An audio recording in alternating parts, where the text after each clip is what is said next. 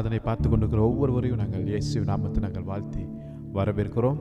इस आराधना को जितनों ने हमारे साथ शामिल है, आप सबको यीशु के नाम से हम आपको स्वागत करते हैं. இயேசுவின் நாமம் அது உயர்ந்த நாமமாக இருக்கிறது. प्रभु यीशु का नाम है वो ऊंचा नाम है, அது பலத்த நாமமாக இருக்கிறது. वो सामर्थ्य नाम है. அந்த நாமத்தை சொல்லும்போது முழங்கால் யாவும் முடங்குமா. जब उस नाम की ओर हम कहते हैं तो हर एक घुटना टिकती है, நாவுகள் யாவும் கர்த்தரே என்று அறிக்கையிடும். हर एक जुबान कहती प्रभु ही मसीह ही प्रभु है करके. ஒன்று சேர்ந்து அந்த இயேசுவின் நாமத்தை உயர்த்துவோமா? आइए मिलकर हम उस नाम को हम ऊंचा करें, क्या बढ़ाई करें क्या?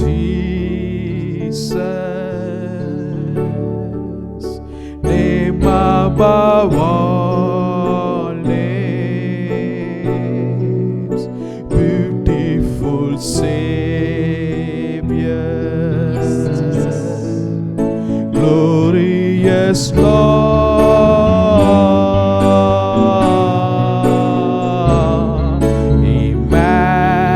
Emmanuel,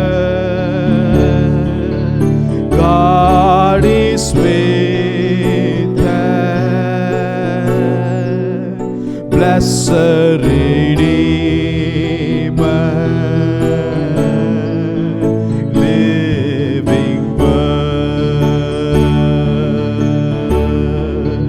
blessed Redeemer,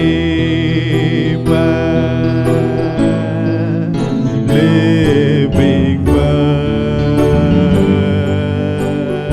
Yesu, Yesu, மேலான நாமம், அருமை இரட்சகர், அருமை இரட்சகர், மகிமையின் கர்த்தர், இம்மானுவேல், தேவன் நம்மோடுண்டு, மாறாத மீட்பர், ஜீவ வார்த்தை இவர். ஜீவ வார்த்தையாய் இன்னைக்கு நம்மத்தில் அவர் வந்திருக்கிறார். जीवित वचन होकर प्रभु हमारे बीच में आए हैं. அவருடைய வசனம் நம்மை உயிர்ப்பிக்கக்கூடியதா இருக்கிறது. प्रभु का वचन हमें जीवन देती है. இன்னொரு பாடலை பாடி நாம் கர்த்தரை மகிமைப்படுத்துவோமா? आइए और ये गीत को गाकर हम परमेश्वर की महिमा करें. I have decided to follow Jesus. I have decided to follow Jesus. I have decided to follow Jesus. No turning back, no turning back, no turning back, no turning back. Ah, hallelujah, ah, hallelujah, ah, hallelujah, ah, hallelujah, hallelujah, ah, hallelujah. आराधना, आराधना, आराधना, आराधना, लुसिया, hallelujah, hallelujah, hallelujah, hallelujah, hallelujah, hallelujah, आराधना, आराधना, आराधना, आराधना, ओ महिमा हो तेरी, हालेलुया, महिमा हो तेरी, हालेलुया, महिमा हो तेरी, हालेलुया, महिमा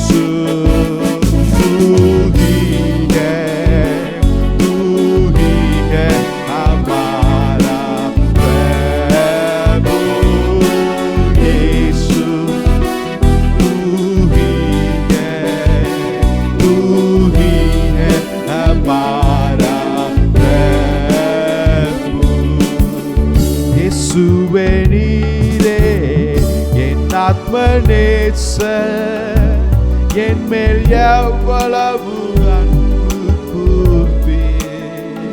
என்னையே மீட்க தம்மையே தந்தீர்.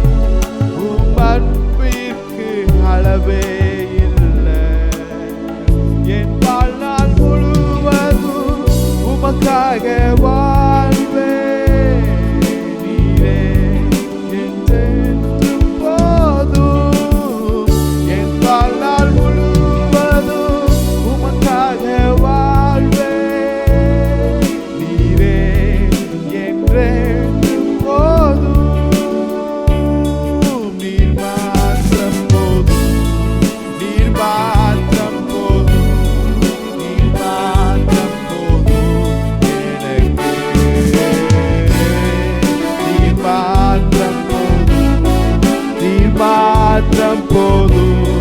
நீர் மாத்திரம் போதும் எனக்கு.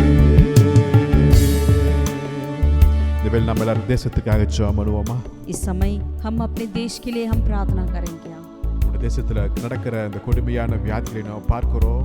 अपने देश में जो फैली हुई है इस कठोर बीमार को महामारी को हम देखते हैं। அநேக லட்சக்கணக்கான ஜனங்கள் இந்த வியாதியில பாதிக்கப்பட்டிருக்கிறார்கள். कई लाखों लोग ने इस बीमार में हैं। அநேக பேர் மரித்து விட்டாங்க. कई लोग मर चुके हैं। ஒரு மரண பயம் இன்றைக்கு தேசத்தில் ஆண்டு கொண்டிருக்கிறது. हमारे देश में आज एक मृत्यु के बारे में एक डर छा गई। ஆளுகிறவர்களால கூட முடியவில்லை. जो राज करने वालों से भी कुछ भी नहीं हो पाता। மருத்துவர்களால கூட முடியவில்லை. जो डॉक्टर से उनके लिए भी कुछ नहीं हो पा இந்த रहा। வேளையில் நம்ம உணர வேண்டும். लेकिन इस वक्त हमें ये जानना जरूरी है, இதுக்கு விடுதலை இயேசுவிட மாட்டதான். इसका इससे छुटकारा प्रभु यीशु से ही है। நம்முடைய ஜெபத்துல விடுதலை உண்டு. हमारी प्रार्थना में छुटकारा है, உபவாசத்துல விடுதலை உண்டு. उपवास में छुटकारा है, நம்முடைய முழங்கால்ல நிச்சயம் விடுதலை உண்டு. हमारे घुटने में जरूर एक छुटकारा है। நாம் தேசத்திற்காக திறப்பில நிற்கலாமா? क्या हम देश के लिए उस बीच में खड़े हो இந்த जाएं? क्या ஜனங்களுக்காக திறப்பில நிற்கலாமா? अपने लोगों के लिए हम बीच में खड़े हो जाएं? क्या பல வருடங்களாக நம்ம ஜெபித்துக் கொண்டிருக்கிறோம். कई सालों से हम प्रार्थना करते हुए आते हैं। எதற்காக?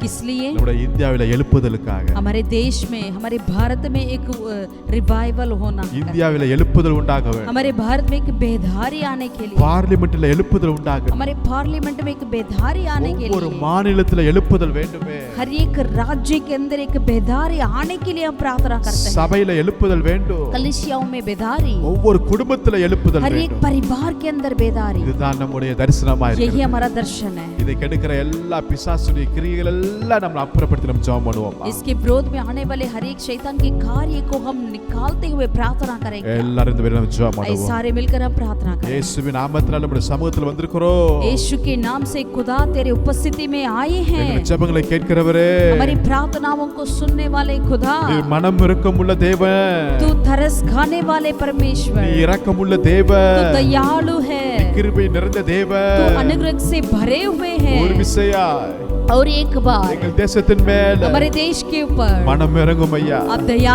कर, கிருபையா இறங்கும் ஐயா. आप अनुग्रह उठे, உம்முடைய அன்பை வெளிப்படுத்துங்க. अपने प्यार को बता दे। உம்முடைய கல்வாரின் அன்பு பொழியும்படியா நாங்கள் तेरे ஜெபிக்கிறோம். कलवरी की प्यार प्रभु हमारे देश भर में उंडेल दे। எங்களுடைய பாவங்களை மன்னிங்க. हमारे पापों को क्षमा कर, எங்களுடைய தவறுகள் குறைகள் எல்லாம் மன்னிப்பீராக. हमारे गलतियों को कमियों को प्रभु आप क्षमा कर। ஆண்டவரே, எங்களுடைய தரிசனம் ஒண்ணே ஒண்ணு. प्रभु हमारा दर्शन तो एक है, எங்களுடைய ஆசை ஒண்ணே ஒண்ணு. हमारी इच्छा एक है, எங்களுடைய தேசம் இயேசுவை கண்டு हमारे கொள்ளணும். देश प्रभु यीशु को जानना है, எழுப்புதலை கண்டு கொள்ள एक வேண்டும். बेदारी आना है, சிலுவையை பார்க்கணும். क्रूस की ओर देखना है, முழங்கால் யாவும் हर முடங்கணும். एक घुटने टेकना है, கர்த்தரே தெய்வம் என்கிற அறிக்கை இடணும். हर एक जुबान कहना है प्रभु ही मसीह है करके, சபைகள் வளரணும். कलिसिया में बढ़ना है, எழுப்புதல் அலைகள் பாயணும். बेधारी की प्रभु एक देश भर में बेधारी होना है, பாவ உணர்வு அடையணும் ஜனங்கள். लोग जानना है, अपने पाप की प्रति जानना चाहिए, மது கடைகள் மூடணுமே.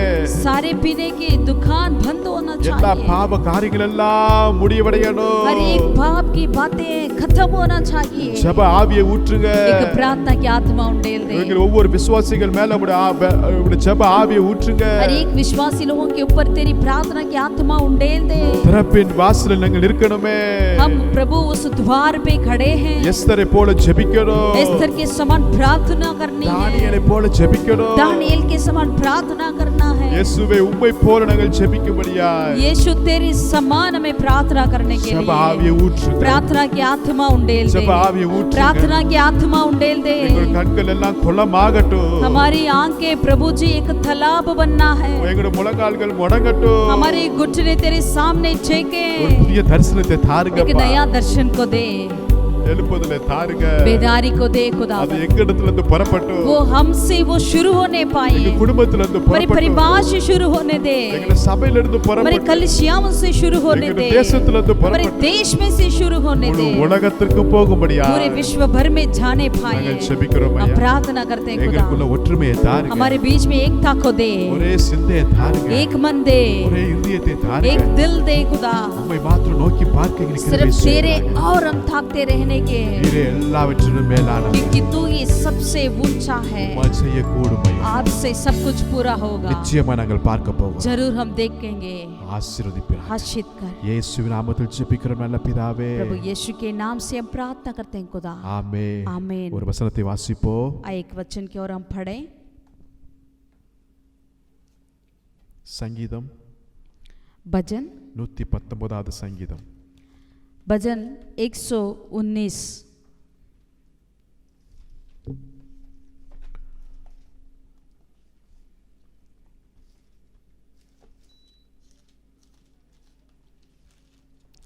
भजन 119 की ओर पलटे। 119வது சங்கீதம் மிகப்பெரிய சங்கீதம். ये थोड़ा बड़ा भजन है। இது ஒவ்வொரு வசனத்திலையும் கர்த்தருடைய வார்த்தை குறித்து அதிகமாக இங்கு குறிப்பிடப்பட்டிருக்கிறது நான் பார்க்கிறோம். इसमें इस अध्याय में हर एक वचन जो है परमेश्वर की वचन के प्रति ज्यादा इसमें कहा हुआ है। அப்ப நிச்சயமாகவே கர்த்தருடைய வார்த்தை எவ்வளவு முக்கியமானது என்பதை நாம் உணர முடியுது. इसका मतलब परमेश्वर का वचन कितनी एक मुख्य है करके हम जान सकते हैं। அதுல ஒரு வசனத்தை வாசிப்போம். एक वचन की ओर पढ़ें, 18வது வசனம். 119 का 18वीं आयत को हम पढ़ेंगे। உம்முடைய வேதத்தில் உள்ள அதிசயங்களை நான் பார்க்கும்படிக்கு என் கண்களை திறந்தருளும். मेरी आंखें खोल दे कि मैं तेरे व्यवस्था की अद्भुत बातें देख सकूं। உம்முடைய வேதத்தில் உள்ள அதிசயங்களை, तेरे व्यवस्था की अद्भुत बातें। நாம் எல்லாரும் அதிசயத்திற்காக எதிர்பார்க்கிறோம். हम सब एक अद्भुत काम के लिए इंतजार करते हैं। என் வாழ்க்கையில் ஒரு அதிசயம் நடக்கணும். मेरे जीवन में एक अद्भुत होना है, குடும்பத்தில் ஒரு அதிசயம் நடக்கணும். मेरे परिवार में एक अद्भुत होना है, பிசினஸ்ல வேலையில் ஒரு அதிசயம் मेरे நடக்கணும். व्यापार में, काम में, नौकरी में एक अद्भुत होना है। பட் இப்பொழுது கர்த்தருடைய வார்த்தை வருகிறது. लेकिन यहाँ पर परमेश्वर का वचन इस तरह लिखा है, நம்முடைய கரத்துல இருக்கிற இந்த வேதத்தில் உள்ள அதிசயங்களை பார்க்கும்படிக்கு हमारे हाथों में जो कलाम है इसकी अद्भुत को देखने के लिए என் கண்களை திறந்தருளும். मेरी आंखें खोल दे। அப்புறம் இன்றைக்கு நான் ஆண்டவர் என்ன தெளிவாய் பேசுகிறார் என்றால், इसका मतलब प्रभु हमसे क्या बताते हैं, बात करते हैं। அதிசயம் அங்க இருக்கு இங்க இருக்கிறது இல்லை, என் கரத்திலேயே ஆண்டவர் கொடுத்திருக்கிறார். अद्भुत यहाँ वहाँ नहीं वरन मेरे हाथों में दे रखे हैं। ஆமென். आमीन। கர்த்தருடைய வார்த்தையில் அதிசயம் இருக்கிறதுங்க. परमेश्वर की वचन में अद्भुत है। சோ இந்த அதிசயத்தை நான் பார்க்கிறதுக்கு इस अद्भुत को मैं देखने के लिए என் கண்களை திறந்தருளும். मेरी आंखें खोल दे। நம்முடைய எல்லா கண்களும் திறந்து தான் இருக்கிறது. जरूर हमारी आंखें तो खुला है, பட் இந்த அதிசயத்தை பார்க்கிறதுக்கு ஒரு வித்தியாசமான ஒரு கண்கள் திறக்கப்பட வேண்டும். लेकिन इन अद्भुत को देखने के लिए हमारे लिए कुछ श्रेष्ठ आंखें की जरूरत है। ஆமென். आमीन। இப்படிப்பட்ட இந்த அதிசயத்தை நாம் பார்த்தோம் என்றால், अगर ऐसे एक अद्भुत को अगर हम देखेंगे तो நிச்சயமாகவே நம்முடைய வாழ்க்கை மறுரூபமாகுங்க. जरूर हमारा जीवन एक रूपांतर हो जाएगा। கர்த்தருடைய வார்த்தையும் நம்முடைய வாழ்க்கையும் அது ஒன்றா இருக்குது போல இருக்கும்.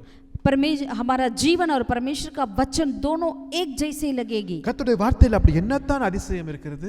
ऐसा क्या है परमेश्वर के वचन में? ஒரு சில காரியங்களை நான் சுருக்கமா நான் சொல்லிட்டு நான் போகிறேன். कुछ बातों को हम जल्दी से हम देखेंगे। ஏசாயா 55வது அதிகாரம், यशाया नबी की किताब उसकी 55, ஏசாயா 55ல 10வது வசனத்தை வாசிக்கும்போது, यशाया 55 का 10वीं आयत को जब हम पढ़ते हैं, மாரியும் உறைந்த மழையும் வானத்திலிருந்து இறங்கி அவ்விடத்தில் திரும்பாமல் பூமியை நனைத்து அதில் முளை கிளப்பி விளையப்படி செய்து விதைக்கிறவனுக்கு விதையையும் புசிக்கிறவனுக்கு ஆகாரத்தையும் கொடுக்கிறது எப்படியோ அப்படியே என் வாயிலிருந்து புறப்படும் வசனமும் இருக்கும். जिस प्रकार से वर्षा और हिम आकाश से गिरते हैं और वहाँ यूं ही लौट नहीं जाते, वरन भूमि पर पड़कर उपज उपजाते हैं, जिससे बोने वाले को बीज और खाने वाले को रोटी मिलती है। उसी प्रकार से मेरा वचन भी होगा जो मेरे मुंह से निकलता है। சோ கர்த்தருடைய வார்த்தை அது விதையா இருக்கிறது. यहाँ पर परमेश्वर का वचन जो है एक बीज के समान है। ஒரு சில விதைகள் சாஃப்ட்டா இருக்கும், कुछ बीज बहुत ही नरम होते हैं, சில விதைகள் ஹார்டா இருக்கும், कुछ बीज बहुत कठिन होते हैं, சில விதை பெருசா இருக்கும், कुछ बीज बड़ा होता है, சில விதை ரொம்ப சின்னதா कुछ இருக்கும். छोटी होती है। எல்லா தரப்பட்ட விதையா இருந்தாலும் हर तरीका की बीजें होती है, அந்த விதையை நாம் விதைக்கிறோம். लेकिन उस बीज को जब हम बोते हैं அது ஒரு நாள் என்ன பண்ணுகிறது, वो एक दिन क्या होती है, அது மண்ணுக்குள்ளாரையே उस मिट्टी के अंदर ही, அந்த விதை வெடித்து वो मिट्टी के अंदर से ही वो उगने लगते हैं। ஒரு சின்ன செடி அப்படியே கிளம்பி வருகிறது. एक छोटा सा पौधा बाहर निकल कर आती है। அது மண்ணையெல்லாம் மூடி இருந்தாலும் அது அப்படியே வெடித்து மேலே எழும்பி வருகிறது போல. अगर मिट्टी से वो बंद तो है, लेकिन वो वहां से उग कर वो बाहर निकल कर आती है। ஒரு செடியாய் வருகிறது, एक पौधा होती है, பெரிய மரமாய் வருகிறது. फिर एक बहुत बड़ा पेड़ बनती है। அதே போல इसी तरह கரத்தில் இருக்கிற வசனம் விதையா இருக்கிறது. जो हमारे हाथों में है, ये वचन एक बीज के समान है। இந்த விதையை இன்றைக்கு நான் விதைக்கிறேன், इस बीज को आज हम बोते हैं, என் வாழ்க்கையில விதைக்கிறேன், मेरे जीवन में बोते हैं, என் குடும்பத்துல விதைக்கிறேன், अपने परिवार में बोते हैं, என் நண்பரிடத்துல விதைக்கிறேன். अपने दोस्तों के बीच में बोते हैं। நிச்சயமாகவே निश्चय हर जरूरी அது ஒரு நாள்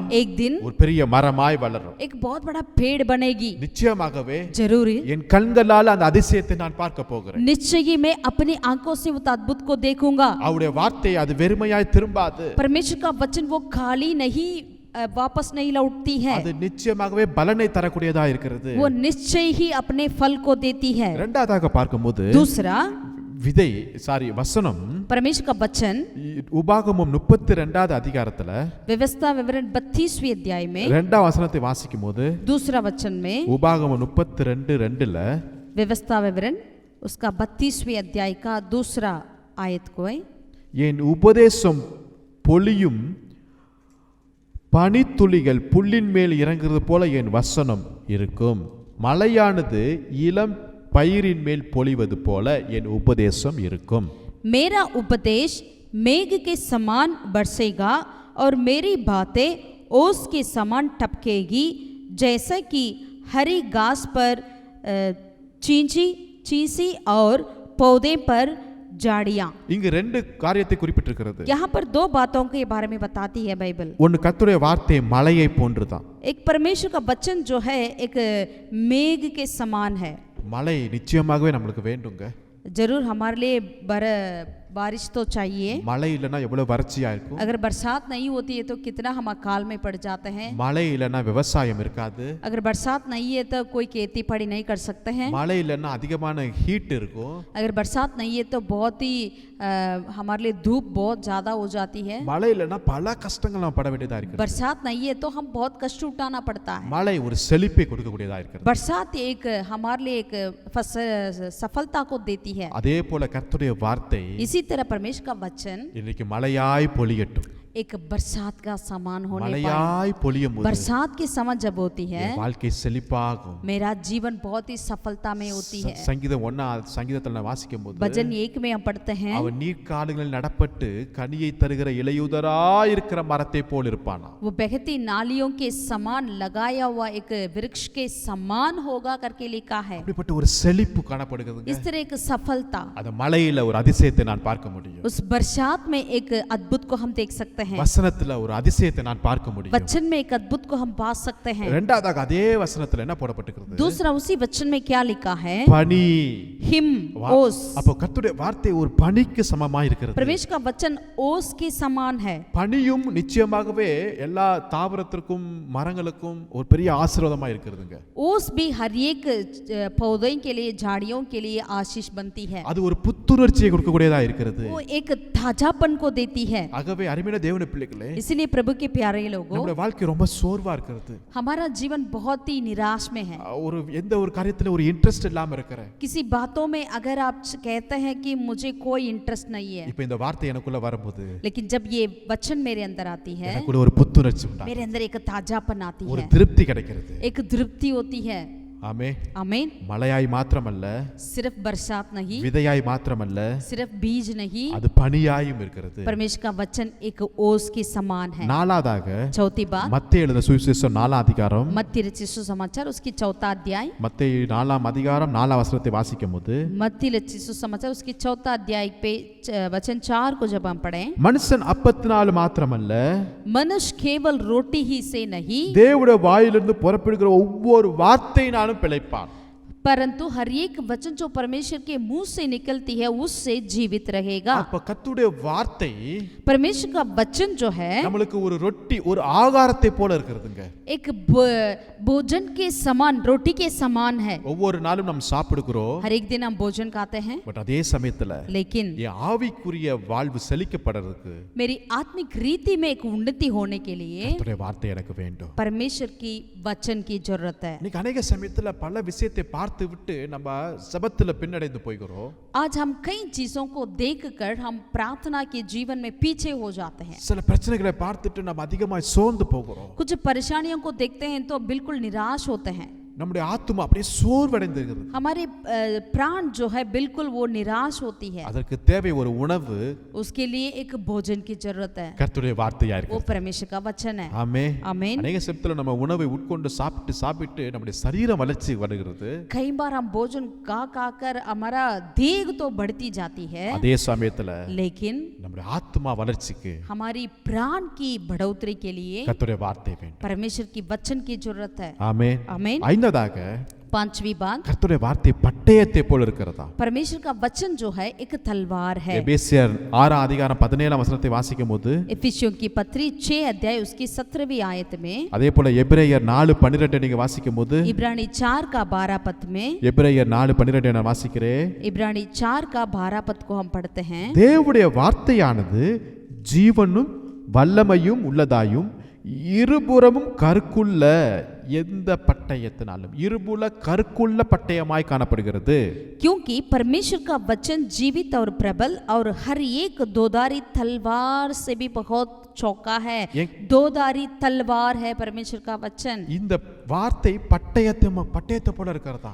ये वचन तलवार है। இன்னைக்கு போருக்கு போறாங்க, आज युद्ध के लिए जाते हैं, அது பட்டயம் இல்லாம போவாங்களா? कोई तलवार बिना जाते हैं क्या? நிச்சயமாகவே முடியாது. निश्चय नहीं। அவங்களுக்கு வெற்றியே கிடைக்காது. उनके लिए विजयता नहीं मिलेगी। கண்டிப்பா அவங்களோட ஜீவன் மாண்டு போகும்.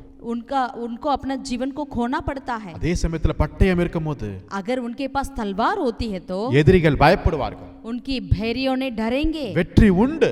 जरूर विजय है। இப்போ நாம் எல்லாரும் ஒரு யுத்தத்துல இருக்கிறோங்க. इसी तरह हम सब एक युद्ध में हैं। நம்மளுக்கு என்று ஆண்டவர் ஒரு பட்டயத்தை கொடுத்திருக்கிறார். हमारे एक तलवार को प्रभु दे चुके हैं। அதுதான் கர்த்தருடைய வார்த்தையா यही இருக்கிறது. परमेश्वर का वचन है। அது கர்த்தருடைய வார்த்தையா वो இருக்கிறது. परमेश्वर का वचन இந்த है। வார்த்தையை நீங்கள் சுமந்து போங்க. इस वचन को लेते हुए आप जाइए। இந்த வார்த்தை உங்க வாயில இருக்கட்டும். ये वचन आपके मुंह पे होने पाए, இந்த வார்த்தை உங்களுடைய இருதயத்தில் இருக்கட்டும். ये वचन आपके दिल में रहने पाए, உங்களுடைய கரங்கள்ல இருக்கட்டும். आपकी हाथों में होने पाए। எதிரிகள் ஓடியே போயிடுவார்கள். आपके विरोधियां भाग जाएंगे। ஆமென். आमीन। ஆறாவதாக கர்த்தருடைய வார்த்தை छठवीं बात, परमेश्वर का वचन जो है, எரேமியா எழுதின தீர்க்கதரிசன புத்தகம் यिर्मयाह नबी की किताब 23வது அதிகாரம் 23वें अध्याय,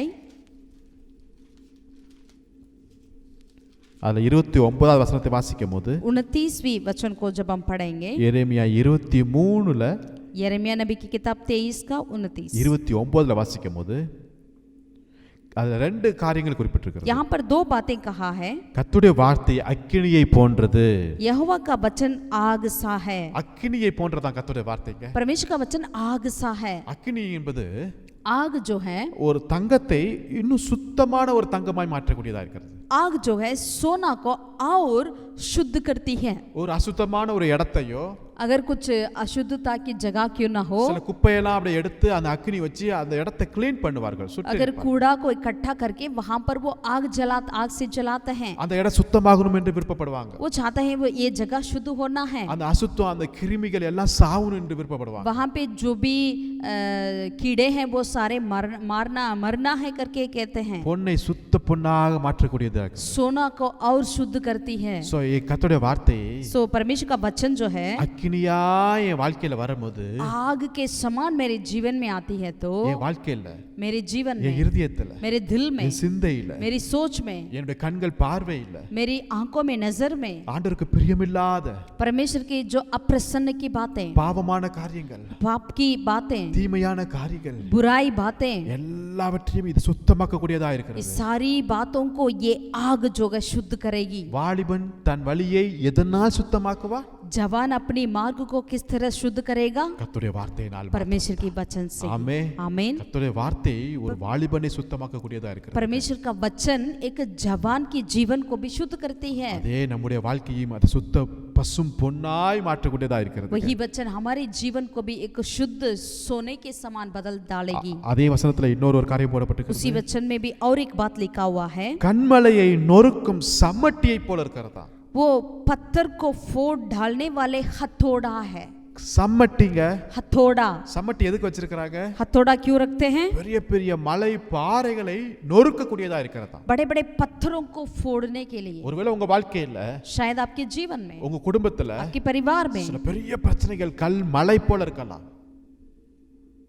கர்த்தருடைய வார்த்தை இன்றைக்கு நம்மை சுத்திகரிக்க கூடியதா இருக்கிறது. परमेश्वर का वचन हमें शुद्ध करती है। நம்முடைய பாவத்தை அது உணர்த்தக்கூடியதா இருக்கிறதுங்க. हमें अपने पापों के बारे में हमें वो बताती है। ஏசாயா சொல்றாரு, यशायाह नबी कहते हैं, நான் அசுத்த உதடுள்ள மனுஷன் என்று சொல்லுகிறார். मैं अशुद्ध होठों का व्यक्ति हूँ। அப்ப என்ன நடக்கிறது என்றால், तब क्या हुआ? ஒரு நெருப்பு தழல் எடுத்து அவள் வாயை தொட்டபோது एक अंगारा ने आकर उसकी होठों को जब छुआ तो அவருடைய அக்கிரமம் நீங்கி உன் பாவம் நிவிர்த்தியானது என்று கர்த்தர் சொல்லுகிறார். वहां पर प्रभु कहते हैं, तेरी सारे पाप, तेरी सारी गुनाह हट गया करके। கர்த்தருடைய வார்த்தையை நான் வாசிக்கும் போது, தியானிக்கும் போது, जब परमेश्वर के वचन को हम ध्यान करते हैं, पढ़ते हैं, என் வாழ்க்கையில் இருக்கிற எல்லா பாவங்கள் அக்கிரமங்கள் எல்லாவற்றையும் கர்த்தர் அவர் நீக்கி தூய்மையாக்கி என்னை பசுத்தத்தின் மேல பசுத்தத்துல வழி நடத்துகிறார். मेरे जीवन में जितने भी पाप है, गुनाह है, वो सारे गुनाह को प्रभु हटाकर मुझे पवित्रता से और पवित्रता बना देते हैं। அதே வசனத்துல ஏழாவது காரியமாக நாம் பார்க்க முடியுது.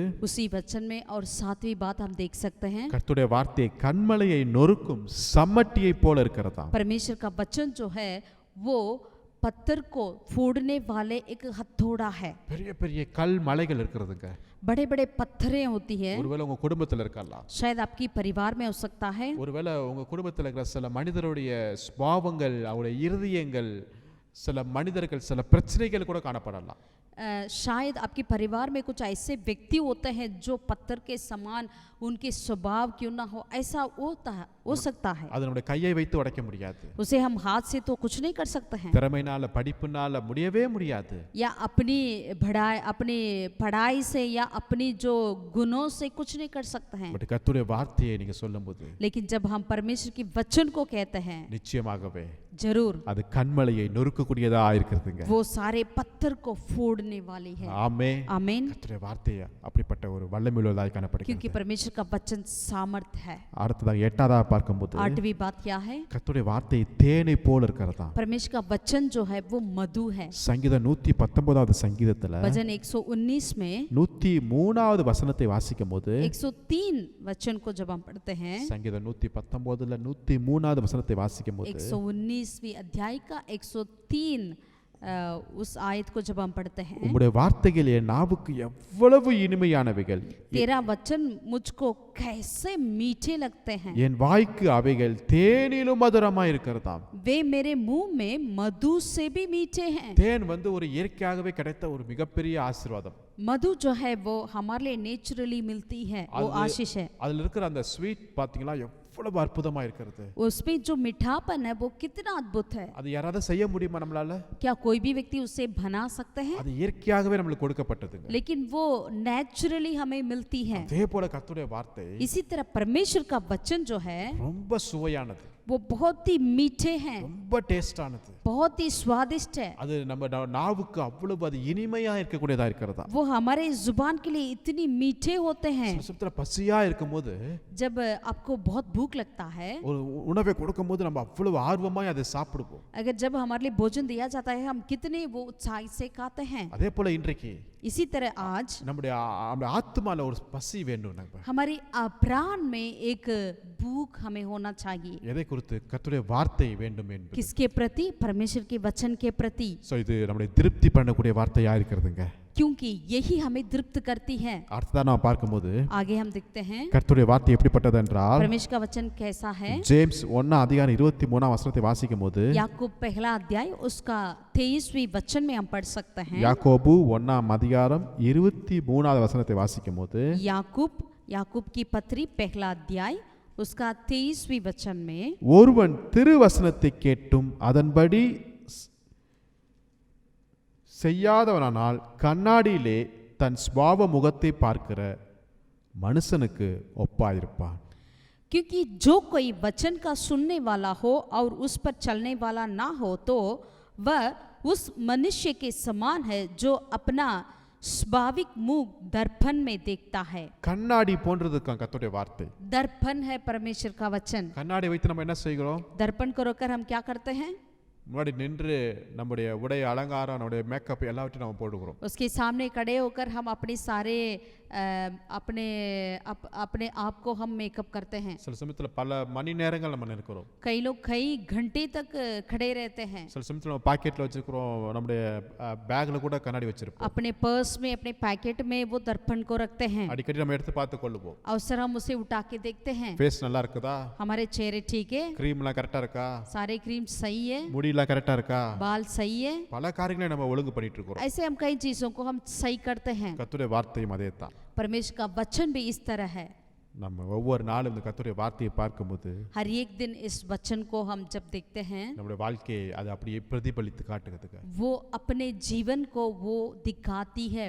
எது சரி எது தப்பு, जो हमारे जीवन में जो सही या गलत है उन बातों को दिखाती है। எது பரிசுத்தம் எது அசுத்தம், जो पवित्र अपवित्र क्या है करके हमें बताती है। எது கர்த்தருக்கு பிரியம் எது பிரியமில்லாத காரியம், जो परमेश्वर के प्रसन्न या परमेश्वर के अप्रसन्न की क्या है बातें, எது தேவனுடைய சித்தம் எது அவருடைய சித்தம் இல்ல, परमेश्वर की इच्छा क्या है, परमेश्वर की इच्छा क्या जो नहीं है वो क्या है करके हमें बताती है। நம்முடைய வாழ்க்கையை குறித்து, हमारे जीवन के நம்முடைய बारे में, குடும்பத்தை குறித்து, अपने परिवार के बारे में, நம்முடைய சரீரத்தை குறித்து, अपने देह के बारे में, எல்லாவற்றையும் हर चीज के बारे में அது தெளிவாய் परमेश्वर का वचन जो है बिल्कुल सफाई से, உண்மையாய் सच्चाई से அப்படியே எடுத்து காட்டக்கூடியதா இருக்கு. वैसे ही हमें दिखाती है। எவ்வளவு அற்புதமான வார்த்தை, ये कितना अद्भुत का वचन है, எவ்வளவு அதிசயங்கள் நிரம்பி இருக்குது பாத்தீங்களா? कितने अद्भुत से भरे हुआ है परमेश्वर का वचन। கடைசியாக 10வது और 10वीं बात, சங்கீதம் 119வது சங்கீதத்துல भजन 119 105வது வசனத்தை வாசிக்கும்போது, उसको 105वीं आयत को जब हम पढ़ें, 119 105வது வசனத்தை வாசிக்கும்போது, 119 का 105वीं आयत, கர்த்தருடைய வசனம் என் கால்களுக்கு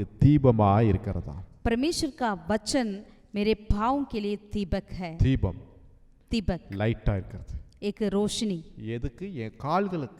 क्या के लिए? मेरे पाँवों के लिए। இன்னைக்கு நம்முடைய கால்கள் இஷ்டப்படி நடந்துட்டு இருக்கிறது. आज हमारे पाँवों अपने इच्छा के अनुसार चलते हैं, தன்னுடைய வழியில நடந்து கொண்டிருக்கிறது. अपने मार्ग पे चलते हैं।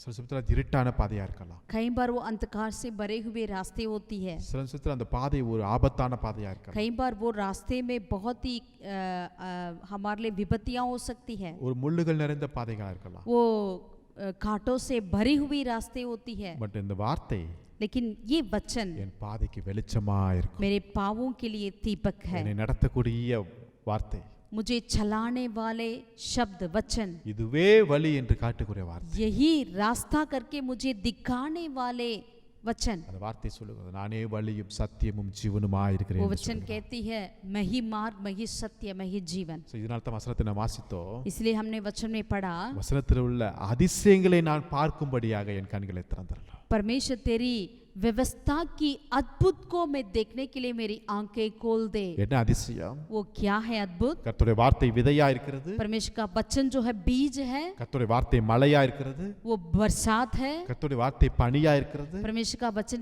ओस है, கர்த்தருடைய வார்த்தை ஆகாரமா இருக்கிறது, परमेश्वर का वचन एक भोजन के समान है, கர்த்தருடைய வார்த்தை பட்டயமா இருக்கிறது, परमेश्वर का वचन तलवार है, கர்த்தருடைய வார்த்தை அக்கினியா இருக்கிறது, परमेश्वर का वचन आग सा है, கர்த்தருடைய வார்த்தை சம்மட்டியா இருக்கிறது, परमेश्वर का वचन हथौड़ा है, கர்த்தருடைய வார்த்தை தேனா இருக்கிறது, परमेश्वर का वचन मधु से भी मीठा है, मधु है, கர்த்தருடைய வார்த்தை அது கண்ணாடியை போல நம் பிரதிபலிக்கிறது, परमेश्वर का वचन दर्पण के समान है, கர்த்தருடைய வார்த்தை என் கால்களுக்கு அது தீபமா இருக்கிறது. परमेश्वर का वचन मेरे पांवों के लिए दीपक है। சோ உம்முடைய வேதத்தில் உள்ள அதிசயங்கள் இவ்வளவு அதிசயங்கள் இருக்கிறது.